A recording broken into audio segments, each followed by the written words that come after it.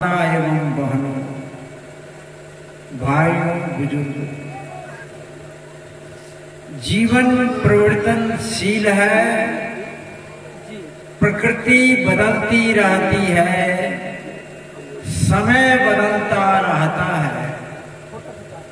उसी प्रकृति के उद्यान का एक पुष्प मैं भी हूं, आप भी हैं और सद्गुरु कबीर भी थे। इसी प्रकृति उद्यान में सब अपने अपने लेखनी से अपने अपने कर्म के लेख को लिखा है। आज से 625 वर्ष पूर्व सद्गुरु कबीर साहब ज्ञान के प्रकाश पुंज लेकर काशी के लहरतारा और धरती पर अवतरित हुए और संपूर्ण मानवता का कल्याण करने के लिए, उद्धार करने के लिए एक क्रांतिकारी अभियान छेड़ा, जो चीरकाल से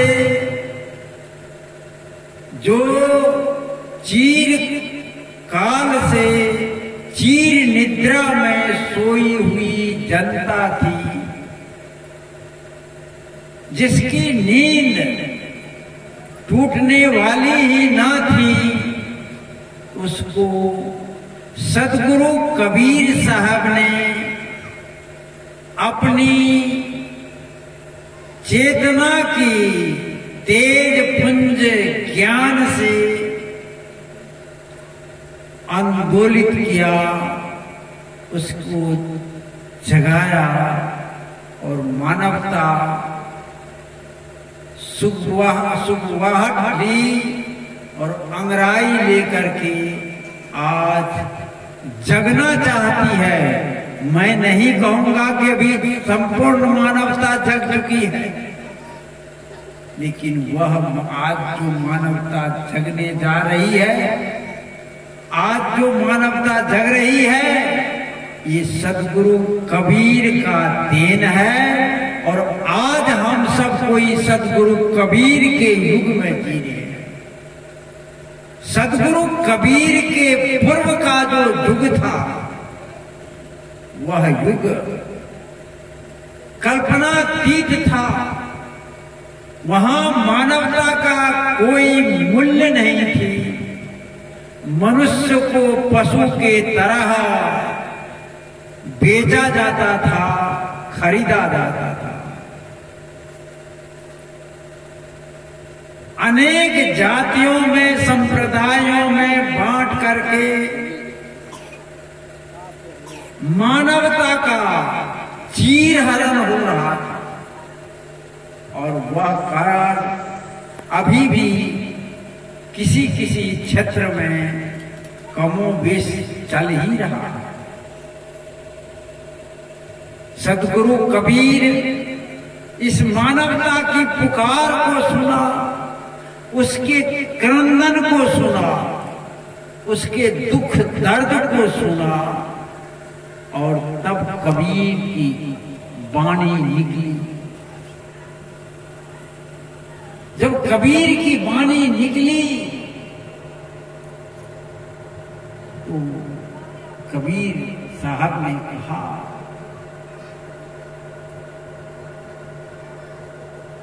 कि मैं रोऊं इस जगत को, मुंह को रोवे न कोई, मुंह को रोवे सो जना, जो शब्द विवेकी हो। तमाम पाखंडवादी, भ्रमवादी, अंधविश्वासवादी लोगों ने सद्गुरु कबीर पर अनेक बार आत्मघाती हमला किया, लेकिन सद्गुरु कबीर अपने सद्मार्ग से, सत्य से, क्योंकि वे तो सत्पुरुष थे, सद्गुरु थे और वह डिगे नहीं और मानवता को जगाते रहे। एक तरह की भ्रांति समाज में नहीं थी। मानवताओं को अनेक जातियों में बांट चुका था, फिर उसको अनेक संप्रदायों में बांट दिया था, धर्म का अनेक नाम दे चुका था, फिर उसके ऊपर बाह्य आडंबर, पाखंड आदि आदि अनेक प्रकार के अंधविश्वास, चमत्कार से इस जनता को भ्रमित कर दिया, दिग्भ्रमित था, दिशाहीन था, विवेक शून्य था, चेतना सुस्त थी, कहीं दिखाई नहीं देता था। ऐसी स्थिति थी। कबीर साहब ने कहना पड़ा कबीर साहब को, ऊपर की दो गई, ये की गई हिराय, कहे कबीर जाकी चारों गई, ताका काह पाए। ऊपर की दो गई अर्थात ये दो नेत्र जिससे हम देखते हैं कि हल जोतता हूं मैं, खेती करता हूं मैं, कपड़ा बिनता हूं मैं, अन्न उपजाता हूं मैं, सामान का निर्माण करता हूं मैं, और कुछ लोग बोलिए बंदी छोड़ कबीर साहब की जाए। तो ये जो सदगुरु कबीर के युग में हम लोग आज जी रहे हैं, उसी का प्रतिफलन है कि आज हम लोग सत्संग में बैठे हैं। सदगुरु कबीर साहब ने दो तीन उनकी बात को मैं आप लोगों के बीच रखूं, प्रसंग बहुत बड़ा है। पहले तो कहा एक एक हार मुद्रा, एक रुधिर एक बूंदा, एक बूंद से सृष्टि रची है वो ब्राह्मण को। दूसरी बात कहा कि पूरब दिशा हरि को वासा, पश्चिम अल्लाह मुकामा, दिल में खोज दिलई में खोजो यही करी माना। भाईरे दूधक जीस कहां ते आया, कहो ने वो राया, अल्लाह राम करीमा केसो हरि हजरत नाम धराया। गहना एक कनक ते गहना या में भाव न दूजा, कहन सुनन को दो कर था पे एक निवाजे। वही महादेव वही मोहम्मद ब्रह्मा आदम कहिए, को हिंदू को दुख कहावे एक जीवित। ये जो है एक ही धरती पर रहने वाला व्यक्ति, कौन हिंदू है, कौन मुस्लिम है, कौन तुर्क है, ये तो सब यहाँ के लोग ने बांट दिया है। लोगों ने लोगों के ऊपर थोप दिया है उसके विवेक दृष्टि को। खत ये ऊपर की दो गई, ये की ये हृदय में जो ज्ञान और विवेक है, ये दो ऊपर की दृष्टि, दो भीतर की दृष्टि, जिससे हम देखते हैं, ज्ञान से देखते हैं, विवेक से देखते हैं, दो नेत्र से देखते हैं। लेकिन यह जिसकी चारों चली गई उसका क्या उपाय, उसका कल्याण कैसे होगा? तो कबीर साहब ने सबसे पहले वो विवेक की दृष्टि को जगाने का काम किया, क्योंकि यह बाह्य दृष्टि तभी देखती है जब विवेक दृष्टि जगती है।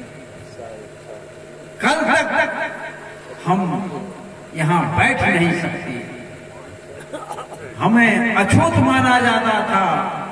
स्त्री शूद्रो न धियताम का करके विद्या का अधिकार खत्म कर दिया गया था और सभी ग्रंथों को संस्कृत में लिखा गया।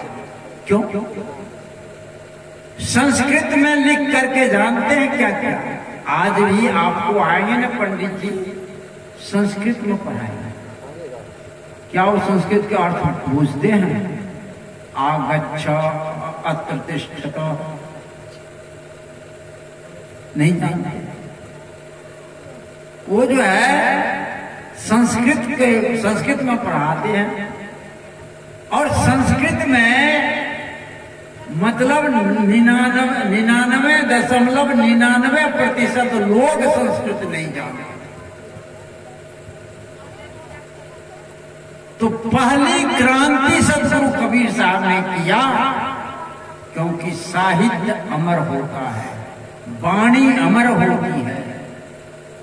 कबीर ने कहा संस्कृत भाखा कूप जला, कोई कहने वाला नहीं था। संस्कृत भाखा कूप जला, भाखा बहता नीर। कबीर साहब ने कहा अरे संस्कृत भाषा तो कुएं के पानी है, भाषा तो बहता नीर है, गंगा नदी, उसमें ना स्नान करो, उसमें पानी पियो ना। ये कुआं का पानी में क्या स्नान करते हो? पहले उस जमाना में जितनी जातियां थी उतने कुएं थे। वो जिस जाति की कुआं थी उसी जाति के लोग उस कुआं में पानी भरते। अपने पूर्वजों से आप पूछ लीजिएगा, ये व्यवस्था थी। इसलिए कबीर साहब ने संस्कृत को क्या कहा? संस्कृत भाषा कूप जल, माने 2-4 आदमी की वो भाषा है। भाषा बहता नीर। गंगा नदी में कोई रोक है क्या?